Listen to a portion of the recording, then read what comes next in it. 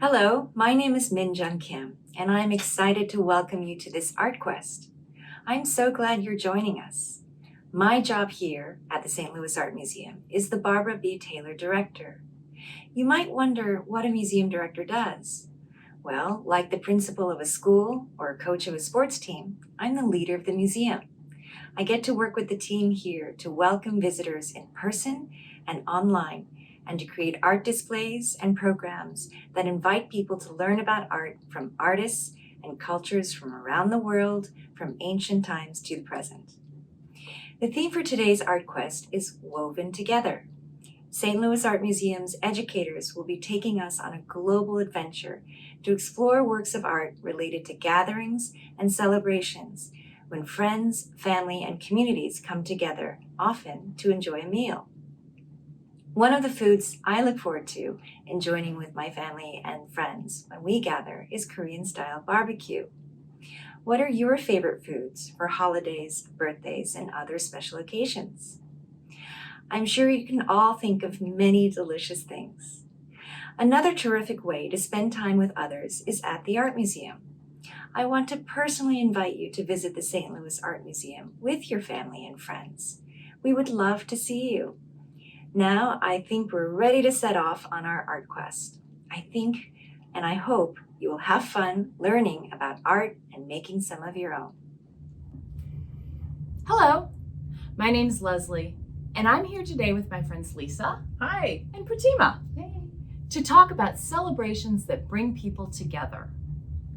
All around the globe, people gather to celebrate a variety of things such as family events and holidays, birthdays, religious occasions, weddings. You get the idea. There's a lot to celebrate in life and many ways to do it. Often, gathering with your family, friends, or community means eating together.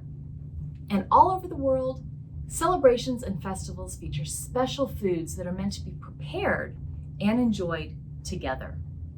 On today's Art Quest, we'll explore 3 works of art that were made to cook, store, and serve food. We'll learn about the different materials used to make these containers. We'll look closely at the interesting patterns and designs on these objects. And we'll practice some drawing techniques. As always, we will end our adventure with an art project, leaving a special placemat to use at home for your own celebration. Feel free to pause this video at any time to discuss the artwork with the people you're with, or to gather materials and supplies for your art project. Are we ready? Let's go on an art quest. Let's go. Let's take a few moments to observe this work of art. This brown-covered container was made in Iran more than 1,000 years ago. It was created from a type of stone called steatite and is known for its ability to hold heat. For that reason, steatite was often used to make containers for cooking, which is how this container was once used.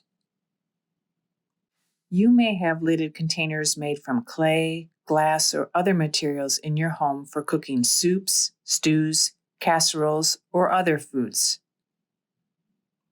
What foods would you like to make in a container like this one? Let's look more closely at some of the details of the container. The artist who created it elaborately decorated the outside by carving lines and shapes into the stone to add textures and designs. The circular lid has a crosshatch border around the outside edge. Crosshatching is a drawing technique where parallel lines are placed at right angles to each other to create a mesh-like pattern.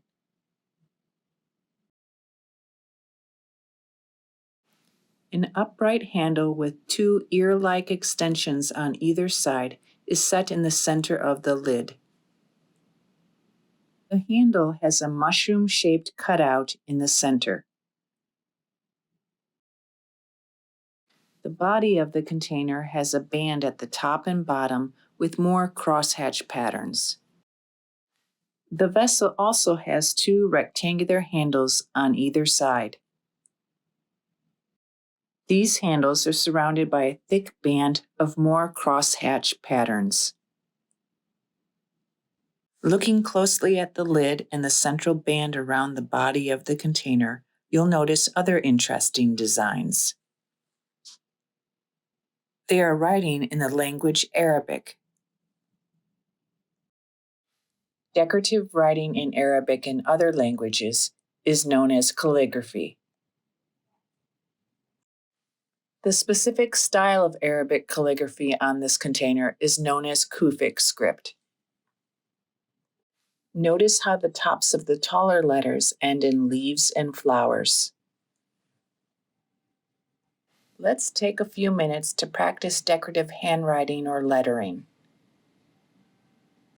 Pause the video and practice writing your name by adding flowers, leaves, or decorative elements to the ends of your letters. Here is an example of calligraphy or decorative writing that we made.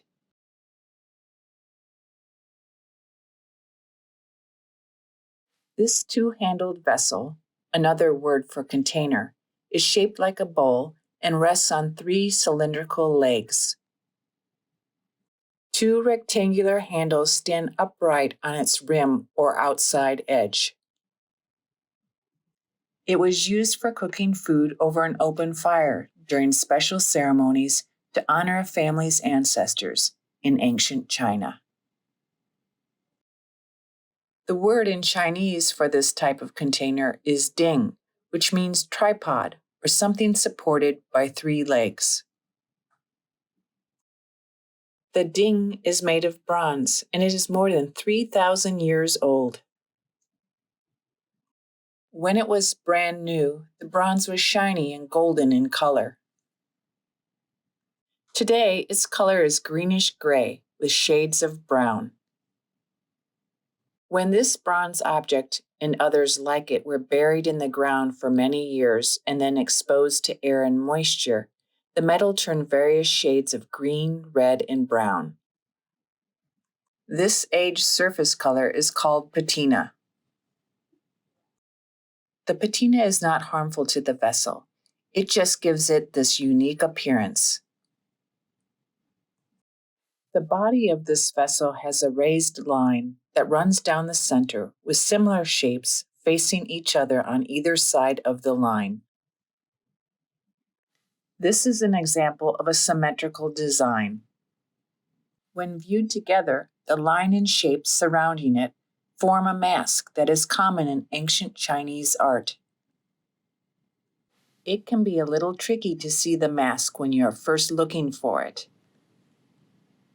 Here is a bronze sculpture of the same kind of mask to help you pick it out on the vessel.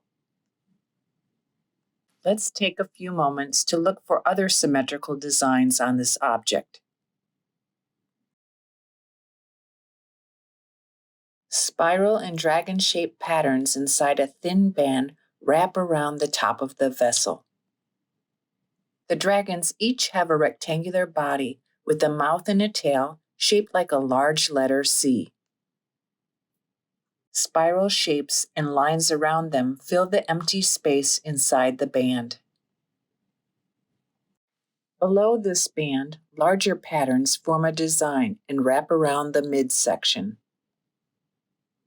Delicate raised rectangular spirals fill the gaps around larger shapes that curve and coil across the vessel.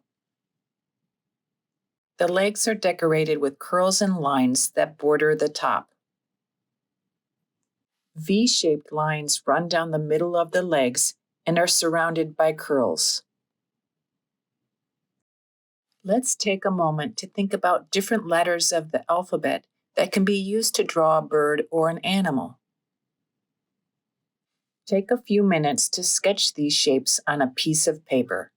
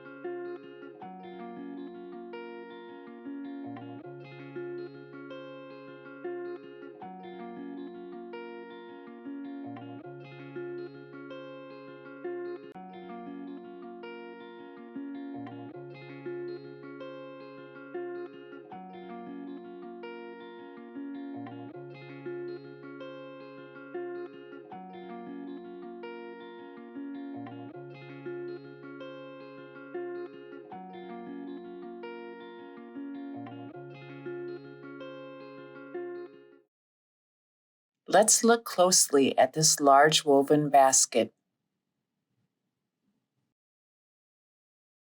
To help you imagine the size of this basket, here's a visual comparison. This basket is roughly the size of 2 brown paper grocery bags. Thick geometric lines fill the top and bottom bands of decoration that wrap around this basket.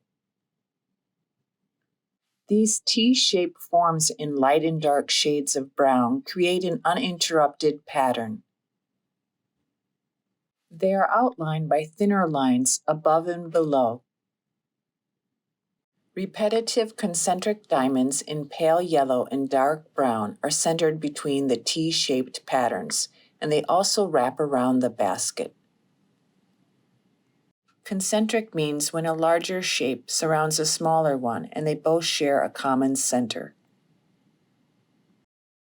These shapes do not touch or overlap each other.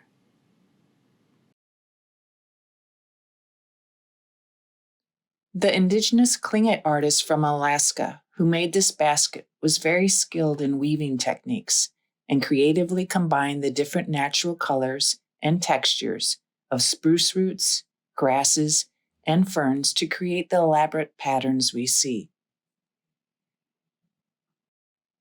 The artist twined pairs of horizontal strands over and under vertical splints of spruce roots. The horizontal strands are called the weft, and the vertical splints are called the warp.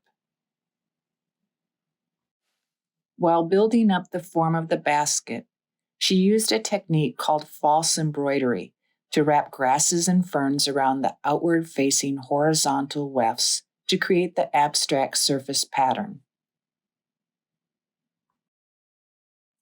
Tlingit basket makers are known for creating finely woven, flexible baskets. After you finish watching this video, take a walk around the park or your neighborhood. Look for repetitive patterns in nature, maybe in the flower bed, or leaves, or the bark of a tree, or even rocks. You can use the inspiration from these patterns found in nature when creating your own art. The 3 works of art we've explored together have some things in common. All 3 are types of containers that could be used to cook, store, or serve food. They have elaborate designs that highlight the skills and techniques of the artists who made them. There are also some differences between the containers. They were made from different materials and created in different parts of the world. We invite you to visit slam.org to learn more about these and many other works of art in the museum's collection.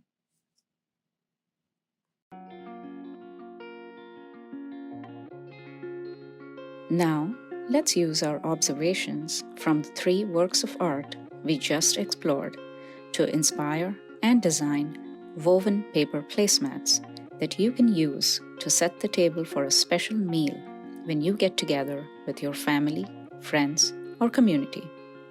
To make our placemats, let's first gather some supplies.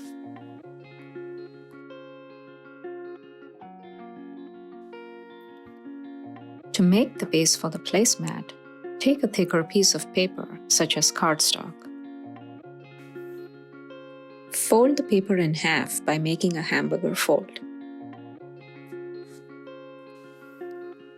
Using a ruler, measure and mark lines on the fold to create approximately half-inch strips or sections.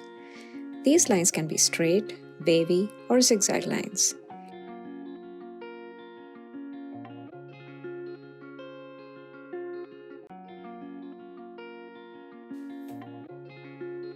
Cut along the marked lines, starting from the folded edge of the paper, leaving about an inch at the end uncut.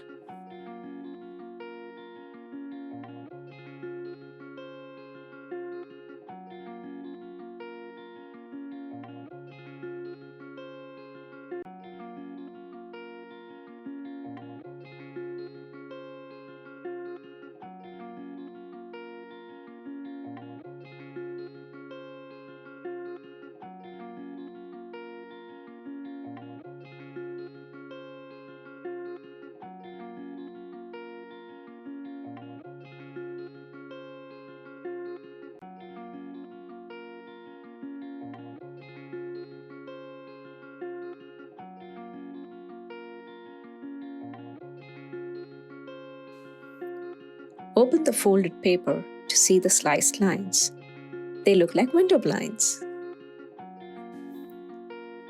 Now let's pick a patterned piece of paper to contrast the plain cardstock paper you just cut. Measure and mark lines at 1/2 inch or any measurement you like on the vertical side of the paper. I have included paper from magazines as well. It is okay to use different kinds of paper, like flyers or junk mail too. Make sure to use paper that is thicker so that it is easy to weave.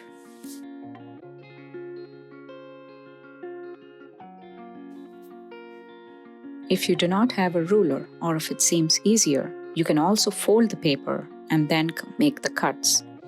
Or you can make an estimated guess of the measurements and then cut the paper.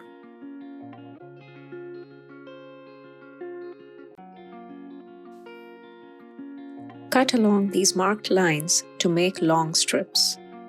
Now you are ready to weave. Weave the paper strips into the slits cut in the placemat. Starting from the back, bring the first strip up through the first slit and down through the second.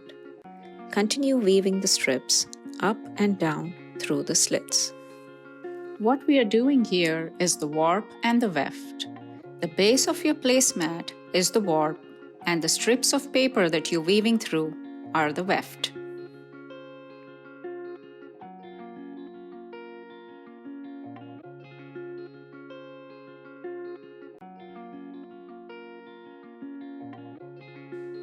Glue the ends of the strips to the placemat.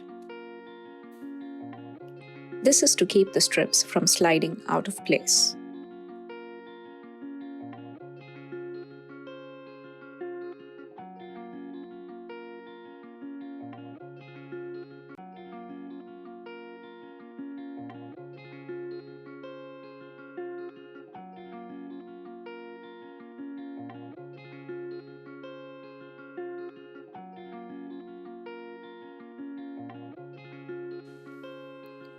Arrange the strips or sections so they are evenly spaced in the slits.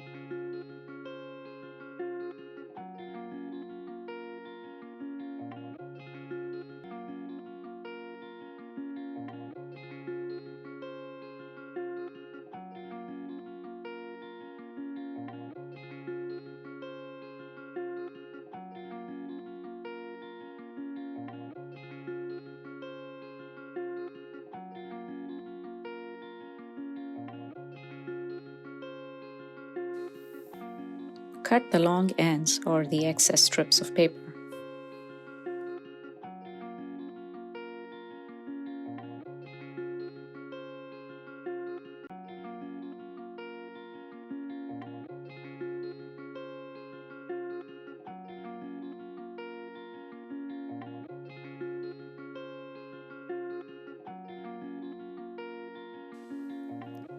Using markers, you may decorate the cardstock paper that is visible. Feel free to use the patterns we practiced earlier or create new ones. You can also use crayons or colored pencils or any drawing supplies you may have at home to decorate the placemat.